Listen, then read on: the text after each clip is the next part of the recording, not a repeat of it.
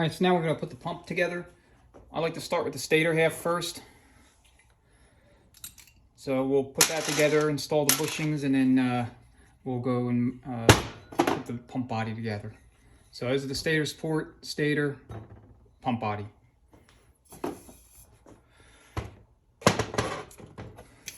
So we'll lube up the valve trains. Here's your lockup valve.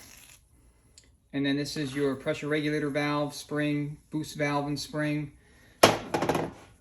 As mentioned before, I like to use Sonic's updated boost valves.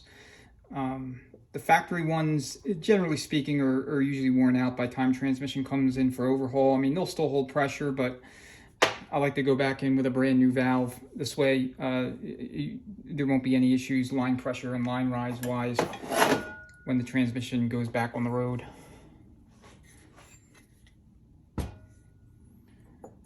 We'll start with the PR valve. Just drop everything in, seat it, and then for the boost valve, I like to lube up the bore just a little bit with assembly lube, just to make sure the O-rings don't get cut in along the way, and lube them up.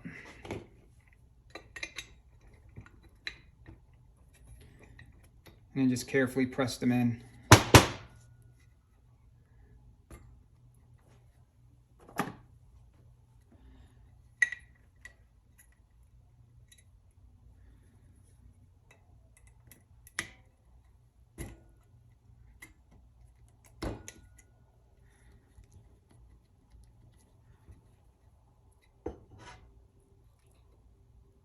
All right, just make sure it's seated. That's all you really have to do. Next, lockup valve.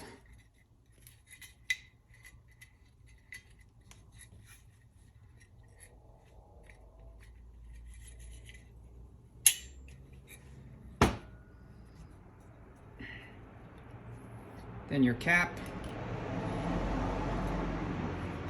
And then your snap ring.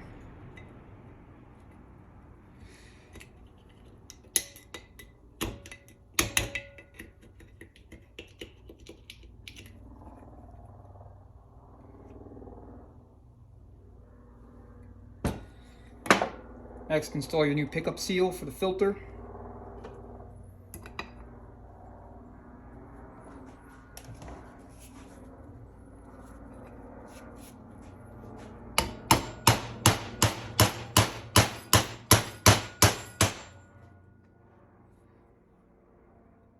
And seat it flush.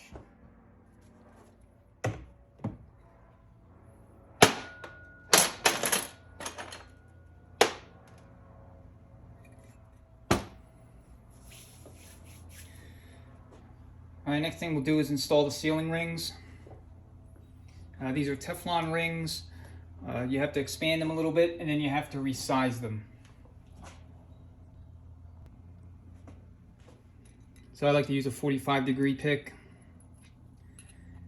Just want to get in there and then kind of carefully maneuver them over the grooves,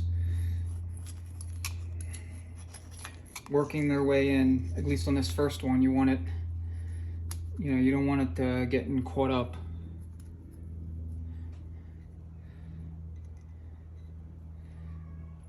And then just follow it up with the next one.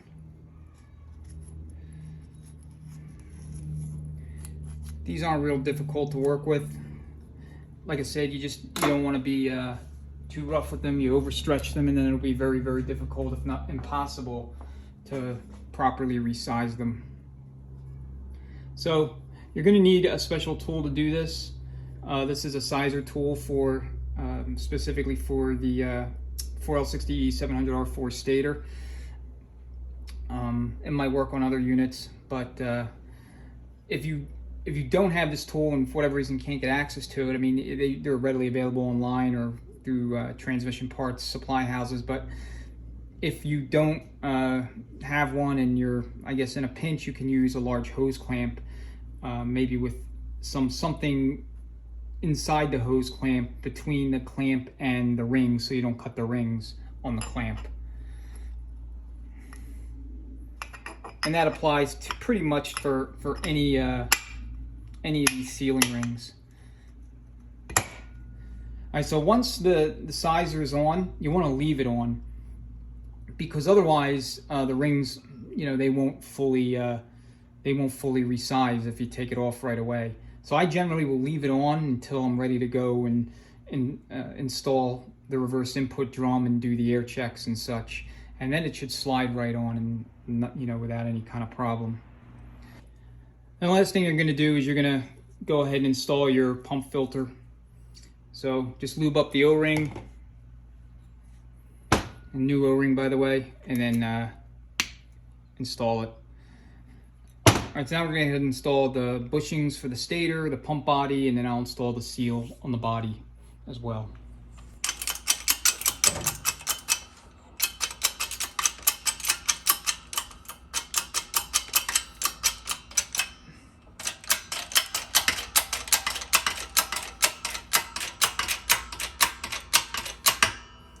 So once it's fully installed, it'll kind of go in, and you'll feel the tension relax, and then that's usually it. You like it just a little bit below flush. Yeah, right there, that's perfect. So the front bushing is just going to go in until it won't go in anymore.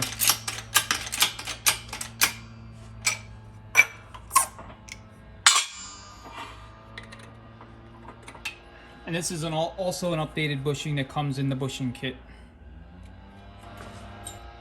Sorry for that noise. I don't know, somebody's working on their yard or whatever.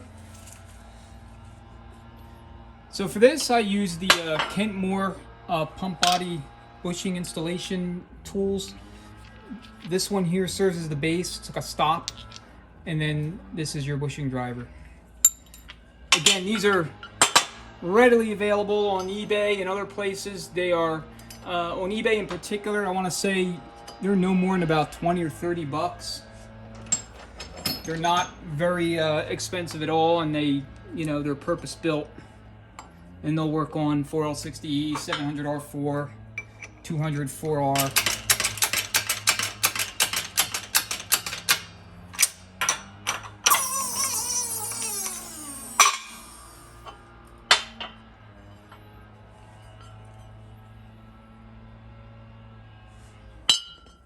Alright, bushings are done.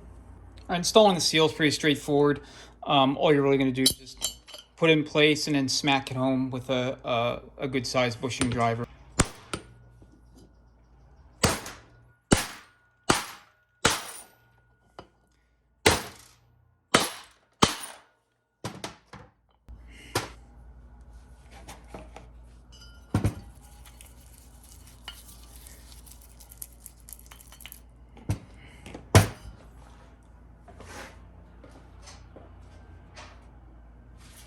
So, rule of thumb when it comes to determining whether or not you need to remachine the pump body is when you're looking at the working surface, you want to make sure that there's no physical scoring. In other words, you can run your fingernail over it, and if you can't feel any scoring, you just see kind of the wear pattern, then it's fine.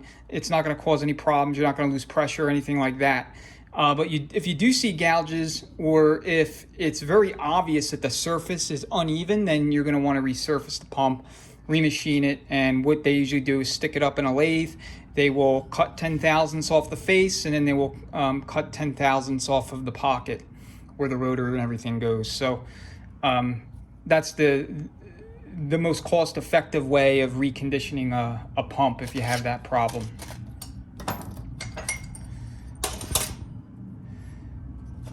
All right, so the first thing that goes in is going to be the slide. So you just take a new O-ring, stick it in place, put your cap on. And what I like to do is I'll actually take the pump and I'll turn it kind of upside down, or hold it upside down. And then I'll grab the slide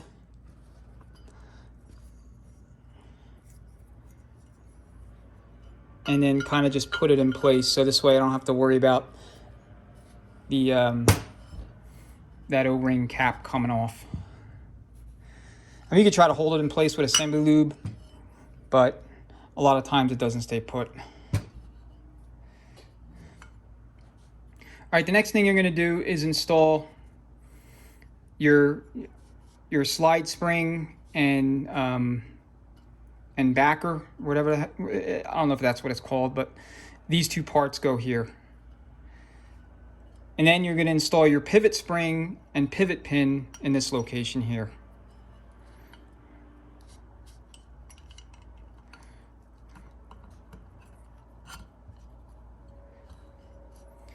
And then your main slide spring.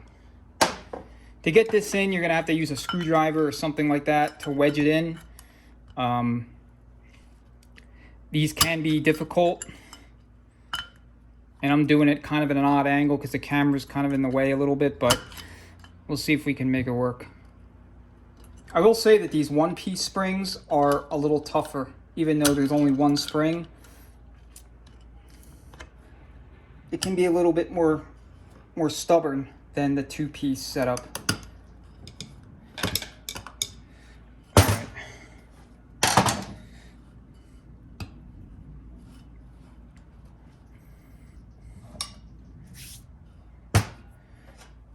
So next comes your rotor and rotor guide. So this is the rotor guide side. Notice the tabs.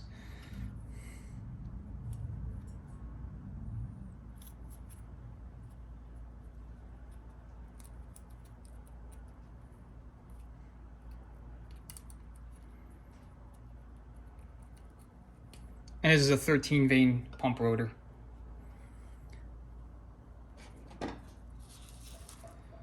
Okay, stick one of your pump rings here. Place the rotor. Make sure it locates. And then get your vanes out. It's not necessary to install a new rotor and slide if the pre-existing ones are in good shape. But I always like to install new vanes.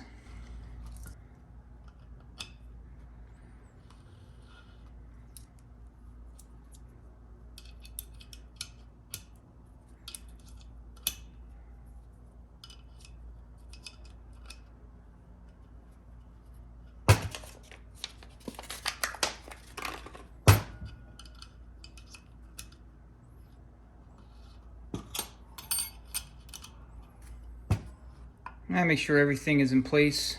You got all 13 vanes, and now you're ready to more or less marry the two halves together.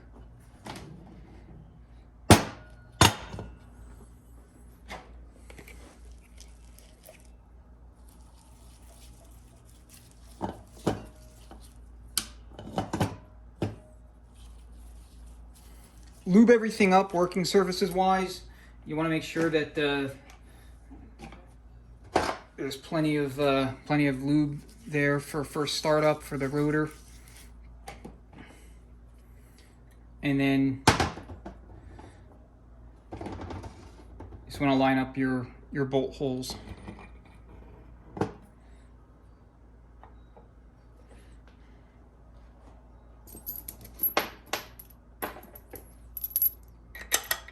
So this takes 5 13 millimeter bolts.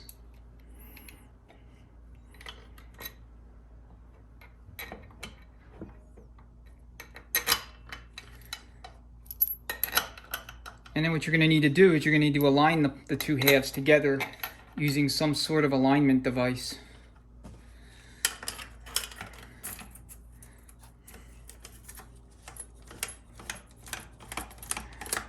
A very large hose clamp will also work. I just happen to buy the specialty tool, but it's not strictly speaking critical as long as you have something that can do what do what needs to be done from an alignment standpoint.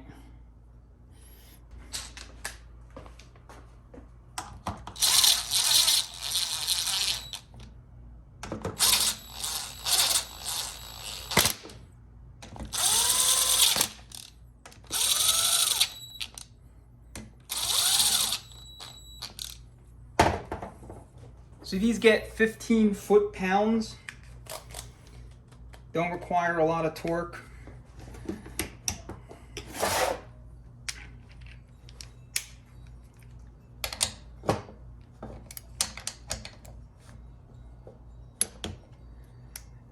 And then I just go in a crisscross pattern.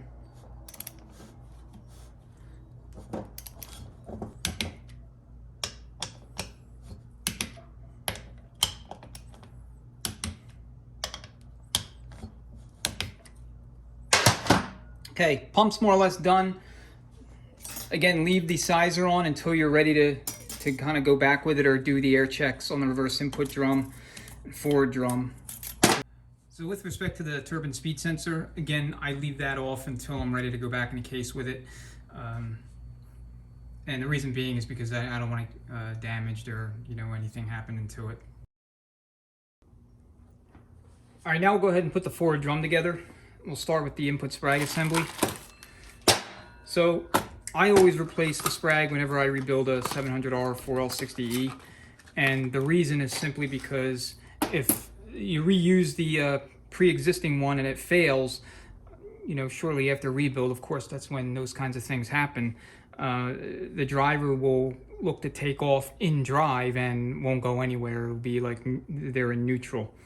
And the same thing applies if you put the sprag in backwards. There'll be a neutral condition in first gear when in drive. It'll move forward in manual low and 2, but you will have a complete loss of upshift beyond that, in terms of your automatic shifting patterns. So you want to make sure that you replace them. So anyway, first thing you're going to do is put the sprag in.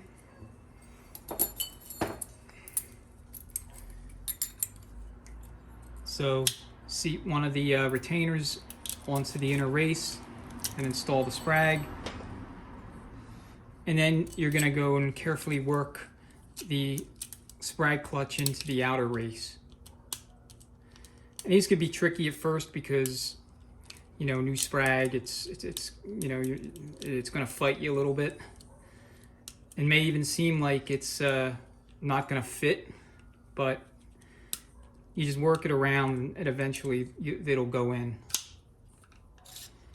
So if it's installed correctly, the outer race will spin clockwise and lock counterclockwise when you're holding the sun gear.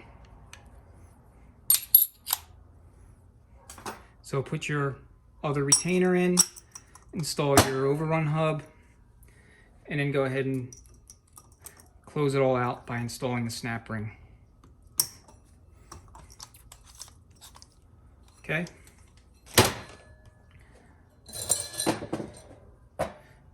Next up is our apply mechanisms, including our pistons.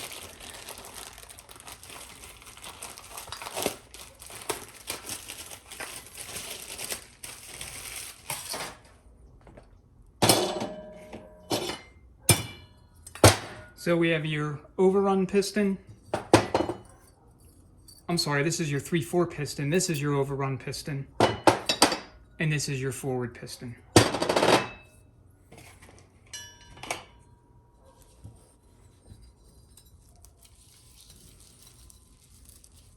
Lube up your forward piston housing.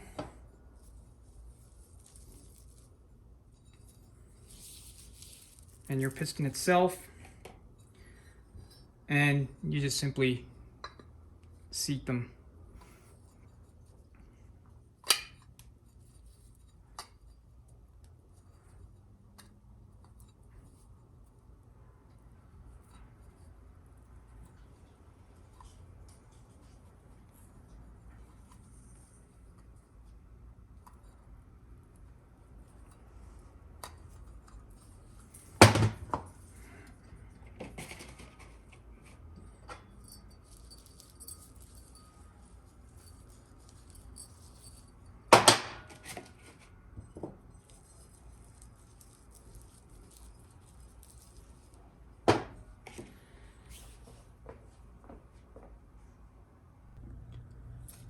So start by lubing everything up inside the drum. Make sure there's plenty of coverage.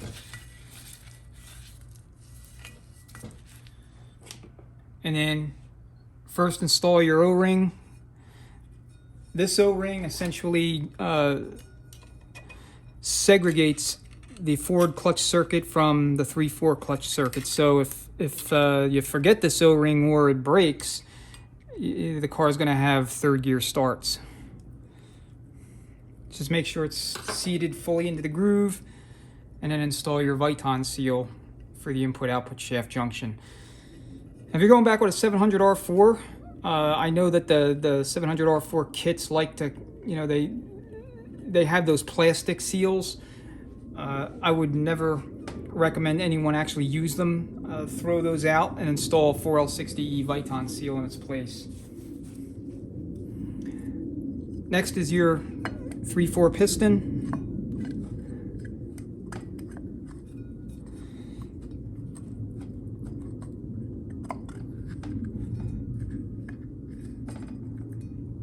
And then from there, what you're going to do is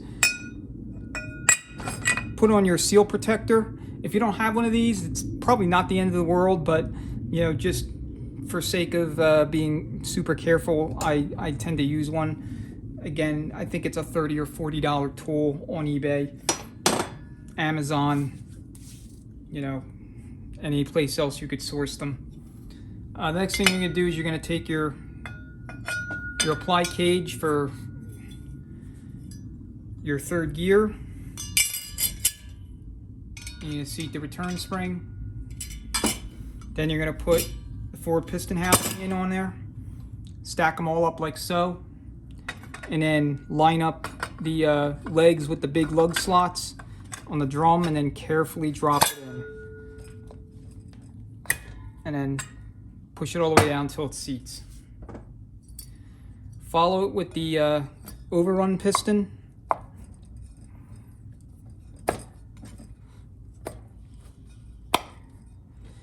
You usually don't need a lip seal tool. Typically it'll just slide right in place for you. And then you're going to finish everything off with the return spring and the snap rings. So I'm going to go over to the foot press and we'll install that. Okay, with the foot press, just if you have one, they're pretty straightforward to use. You just press down using your foot on the lever to collapse the spring and get it fully compressed so you can install the snap ring.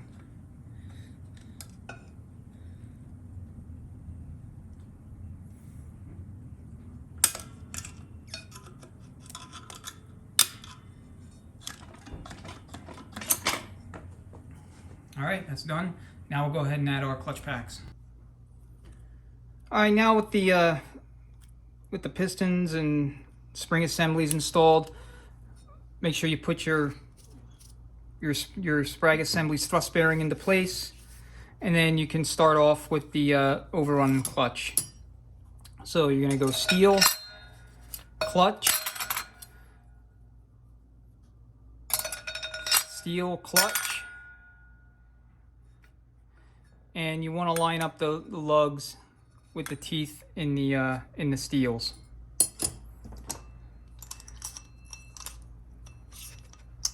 And the next thing you're going to do is install your sprag gear. Lube up the bushings real good. And just seat it in place. And you got your overrun pressure plate. Then your forward clutch stack up. So you're going to start with a waved plate. Again, these wide tabs here will go with the wide lugs in the drum. And steel, clutch, steel clutch, until they're all in.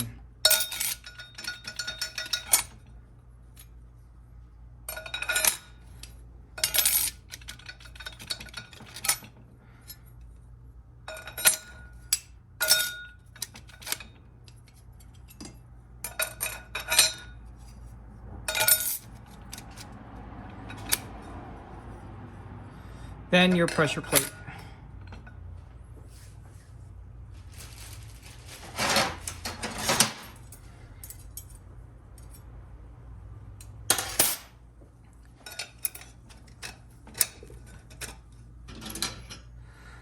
So as far as clearance, the spec is, I believe it's 30 to 63 thousandths of an inch. As long as you have at least 30 thousandths of an inch in this clutch, it's there's not going to be any problems. This is a static clutch. In other words, when you start off, put the vehicle in drive, as long as you stay in drive, this clutch will be always on. So it'll be continuously applied until you come off, either stop in the car, put it in reverse, or park, or neutral, or something. So it's not going to really work hard. It's rare that these frictions are burnt or damaged, even when the 3/4 pack is completely toast. Sorry about that. In most cases, the forward frictions are perfectly fine. If you do take yours apart, or you're working on one, and this pack is toasted, then I would suspect there was a line pressure problem somewhere in the transmission.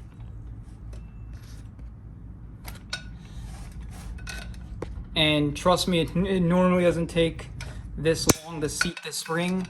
I mean, it's a little stiff, but I probably didn't position the camera with the best angle and the best the best way possible, so it's more or less in my way. So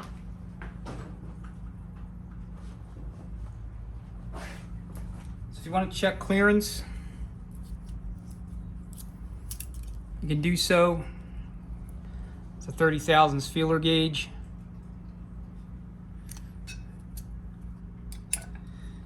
And you just want to make sure that you can get in all the way around.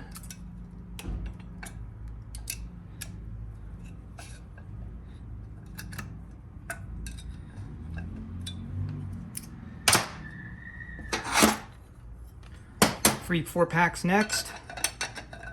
Start your backing plate. You're gonna have 6 frictions, 5 steels.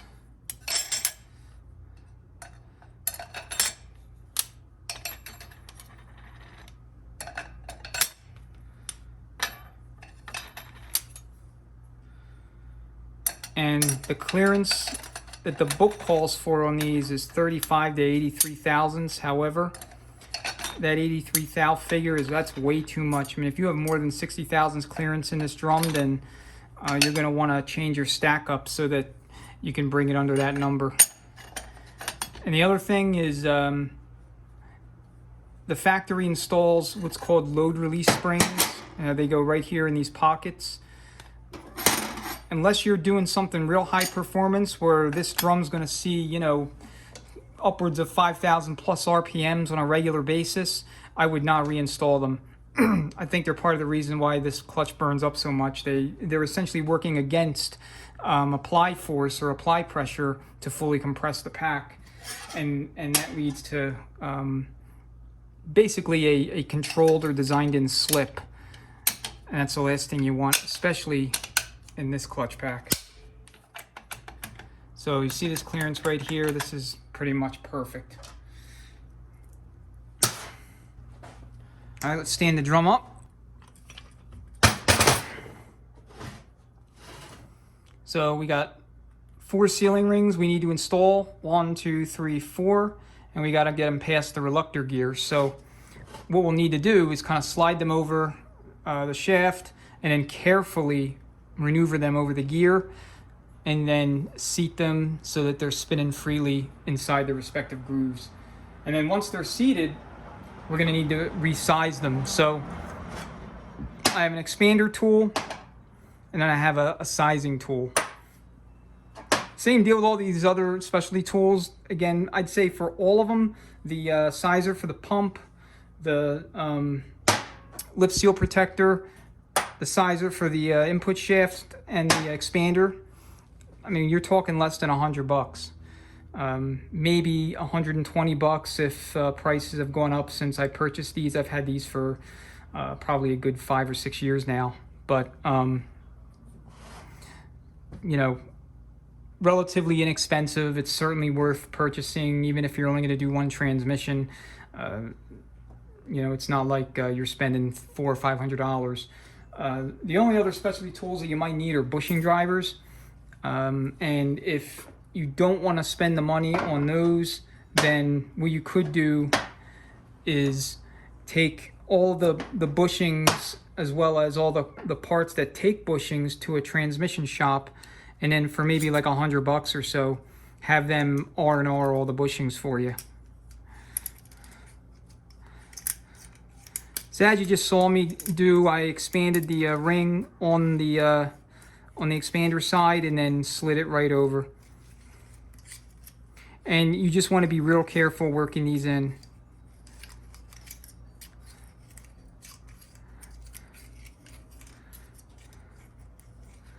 And then once it's kind of in its final, final resting place, try to resize it to some extent with your hands just to prep it for the sizing tool so that it could slide over it. And then once it's over it, it'll resize it to proper dimension.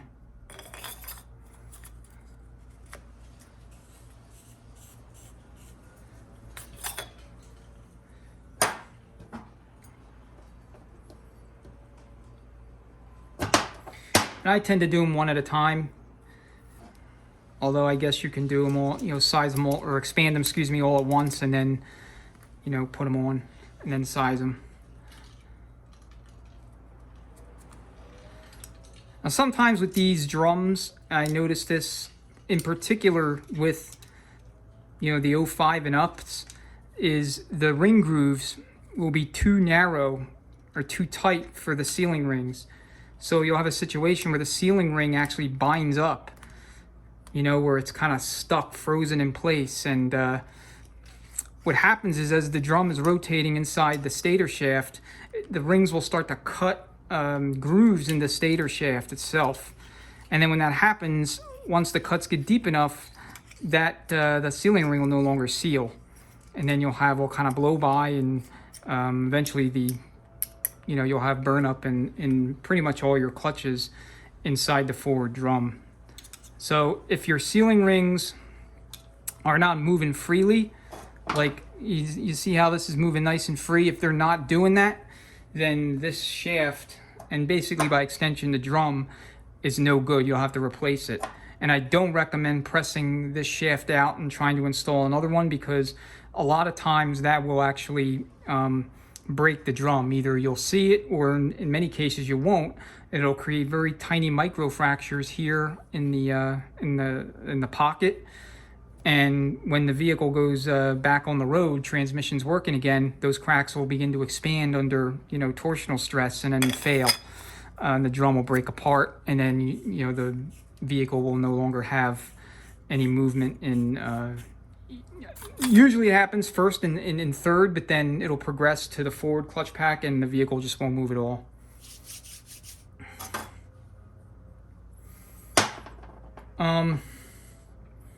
Let's see what else. So you notice that the pistons I installed, they were basically bonded rubber and steel, where the rubber is bonded to the steel. GM started using those in 1997 in all 4L60Es. However, you can retro those pistons as long as you retro the return spring assembly back all the way to 1982 in the 700R4s. So basically any 700R4 4L60 from 82 onward, you can install those pistons, and I highly recommend you do that if you're going to build, say, especially if you're building like a 700R4 for performance, or maybe it's going into a classic muscle car that originally took a 3-speed transmission, and there's going to be some power. The engine's going to put out some power and whatnot. You really don't want to be reusing those aluminum pistons that came in the 700s and early 4L60Es. The forward piston likes to crack, as does the 3/4, and the lip seals generally don't hold up nearly as well and nearly as long as these later model pistons do.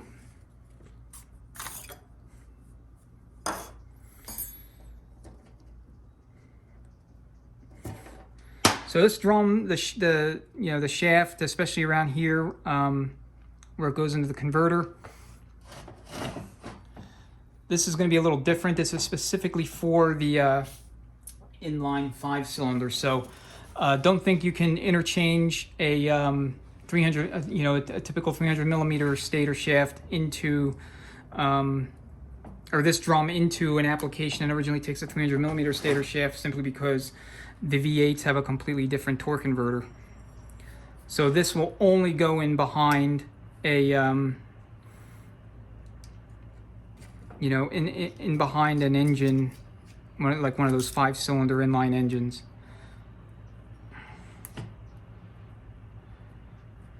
And what I meant to say is this will only go into a vehicle that has one of those inline 5-cylinder engines. Can't seem to speak English today.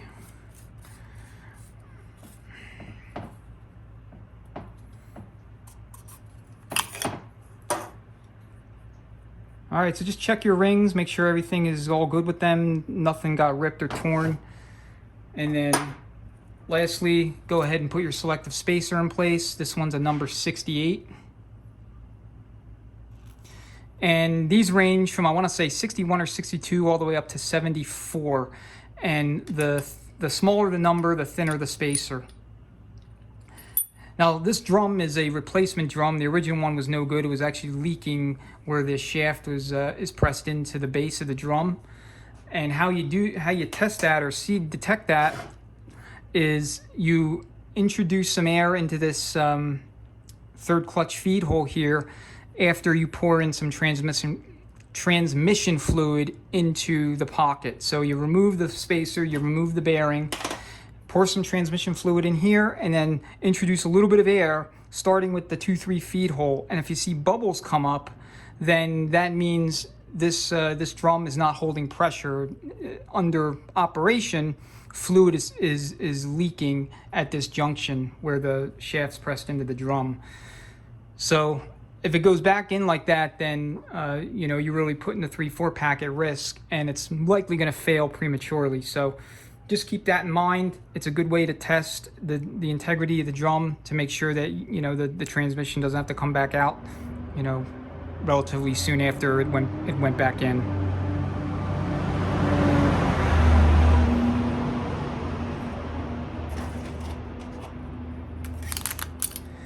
So you're going to leave the torque converter clutch O-ring off for now. You're only going to install that once the pump's been installed into the case, and I typically install it as the very last thing I do on the transmission before it goes out the door.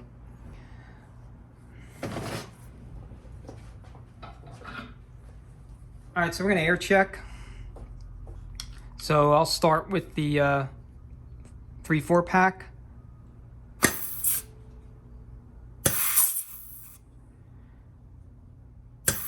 And again, what you're looking for is very positive apply.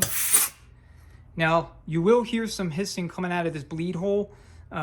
This is designed to bleed off excess pressure when you're in first and second gear, so that there's no centrifugal apply.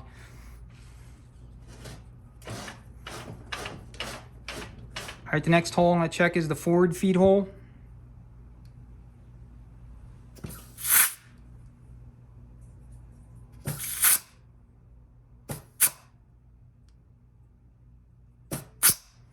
Everything sounds good there. And then the last check is the overrun piston. So you want to plug your forward piston with a finger and then introduce air and listen for the apply.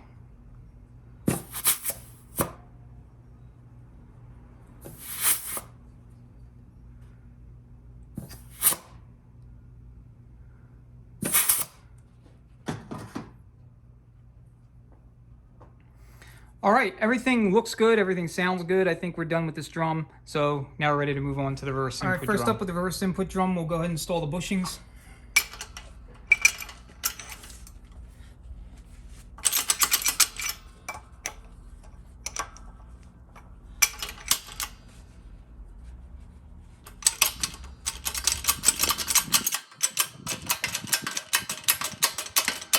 This one, you're just going right below flush.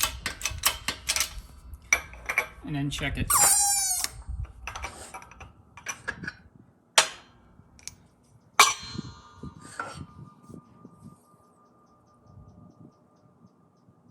And that looks good.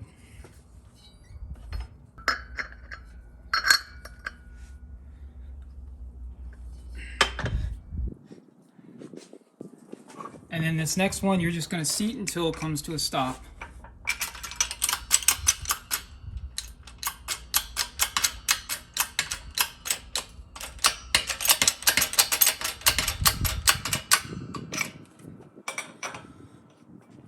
And notice how I'm supporting the drum.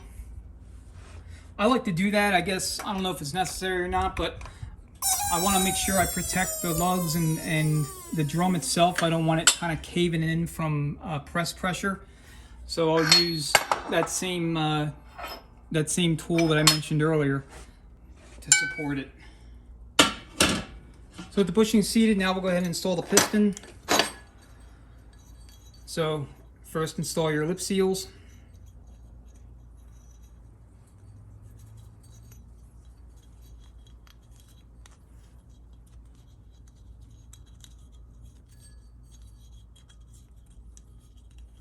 And the lips face down toward the direction of apply, so both are going to face toward the bottom of the drum.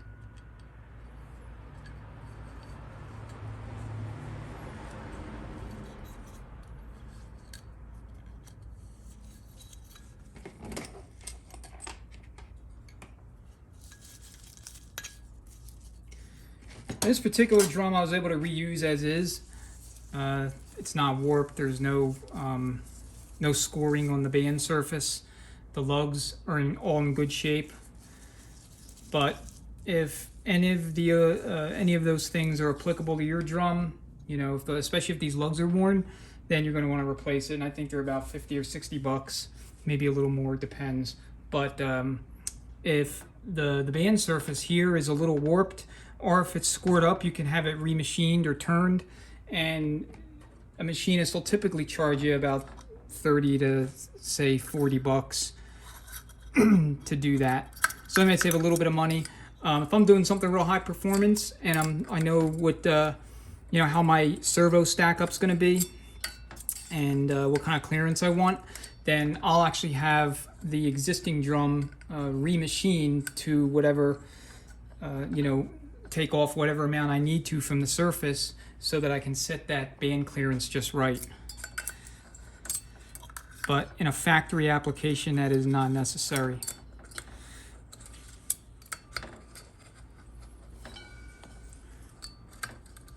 So just work your lip seal tool around, make sure that the lip isn't catching anywhere.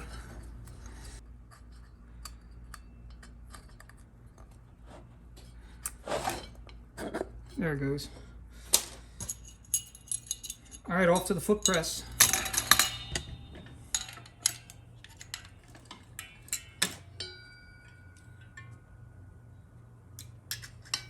Now, if you don't have a foot press, they make vise-mounted units that will more or less do the same thing. You stick the drum in the vise, or I should say you stick the fixture, the tool itself in the vise, and then you'll stick the drum on top of that tool while it's mounted in the vise. And then you'll use like a screw, a forcing screw, that will turn this mechanism, and then it will continuing on. We'll go ahead and put our clutch pack in. So we'll start with the beveled cushion plate, and then we go steel clutch, steel clutch. There's 4 steels and 4 friction discs.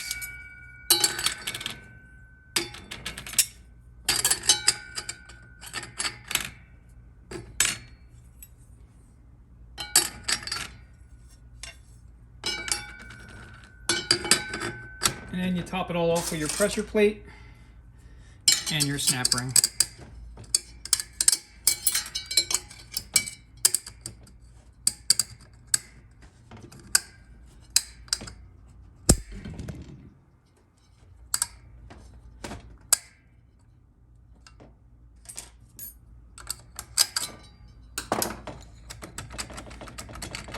And clearance-wise, this looks pretty good.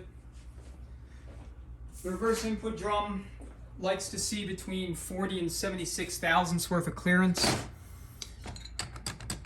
So there's technically speaking, there's nothing selective about either the snap ring or the pressure plate. However, through the years, I've noticed that there'd be thinner and thicker pressure plates that you could use. So if for whatever reason you're outside of that range, you can swap to a different pressure plate from like an earlier 4L60E or 700R4, and that that might bring you in line with where you need to be if you have too much clearance in this drum. But that's pretty rare.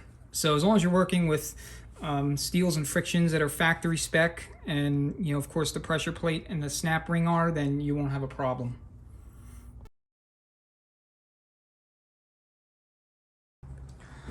All right, I set everything up for some air checks. I'm also going to take a reading on the 3/4 clutch pack clearance. So here's reverse input. Here's your 3/4. This is boost, so boost valve. This is your forwards, and this is your overrun. So listening for the same thing, more or less consistent apply.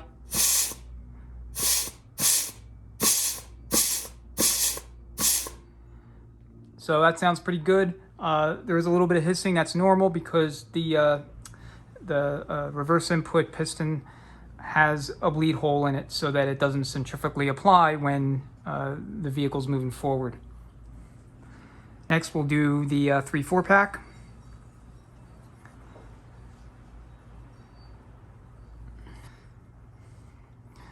All right, so let's take a look at the 3/4 pack. And looks like we're at 48 thou. So let me see if I could zoom in a little bit.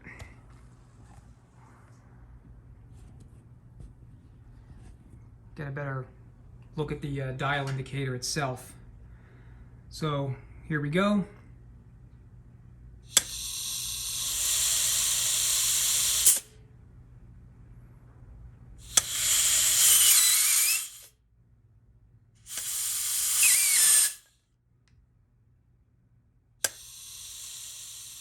Yeah, 47/48 thousandths of an inch. So I'm happy with that. So we'll do the forwards and the overrun.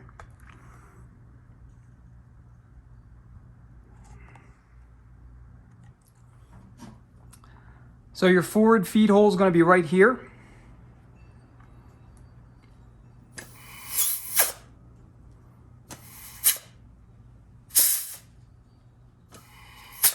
All right, that sounds good to me.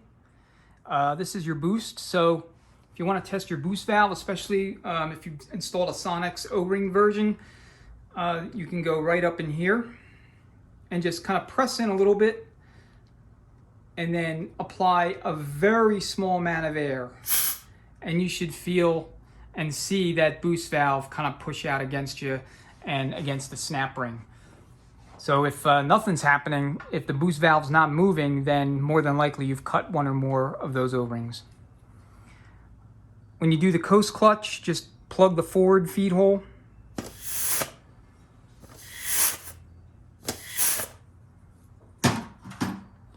And that's basically it. All right, so the last sub-assembly I put together is the servo before we put everything back in the case.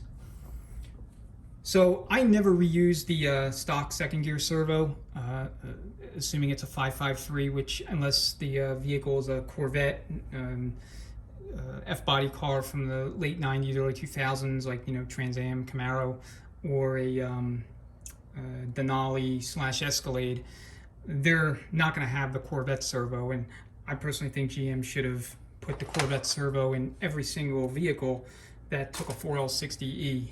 But anyway, this is the Corvette servo. It's got about 30% more apply surface area than the conventional 553, and this is for second gear. So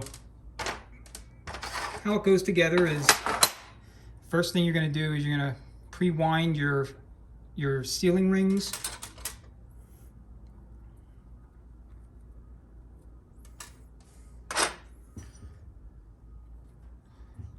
And pre-winding them makes them hug the groove a little bit better, or hug the surface area. So this is the 4th gear piston, and that just goes in the cover like this. And you put your O-ring. And the blue O-ring always goes on the cover. Then you got your second gear. Basically, it's like a spacer. Put your sealing ring on.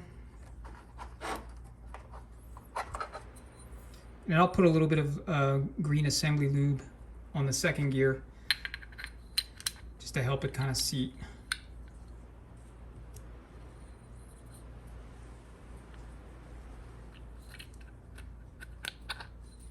And there it goes. I mean, you'll see how much tighter of a fit it is compared to the used piece that came out of the transmission. So then next you're going to install your return spring and then your cover.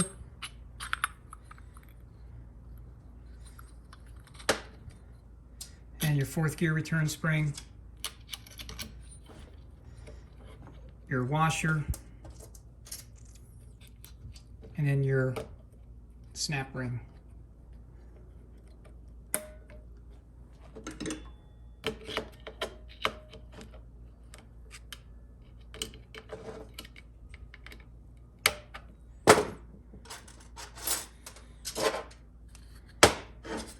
All right, to seat this fully, you're going to need to use a press or something similar, so I'm going to go do that and I'll be right back. All right, so here it is.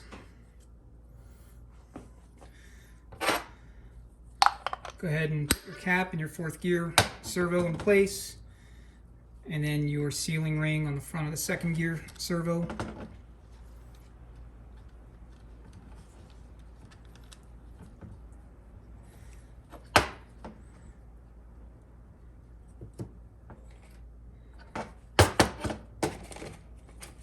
And then you want to apply a generous amount of lube all the way around.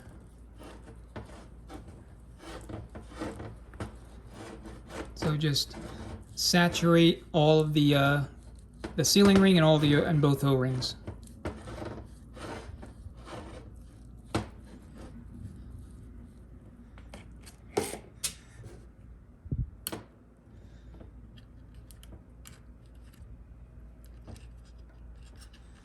Grabbed a little bit too much there. Okay.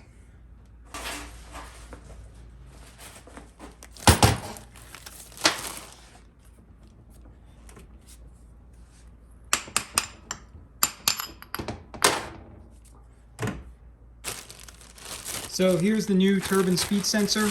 Always use a GM part for this.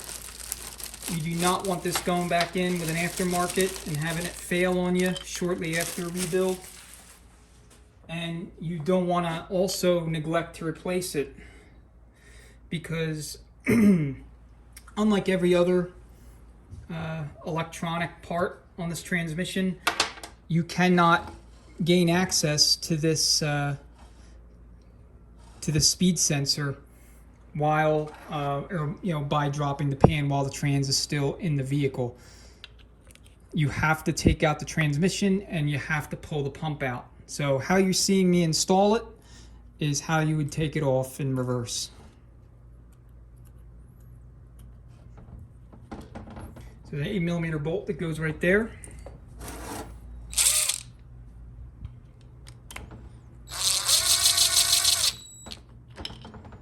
I'll do like 55 inch-pounds.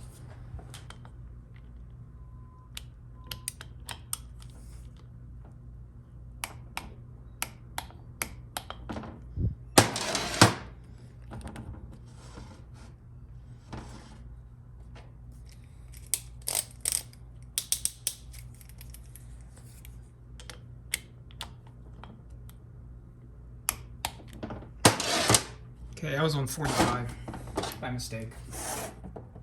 Alright, we're going to put our sizer back on.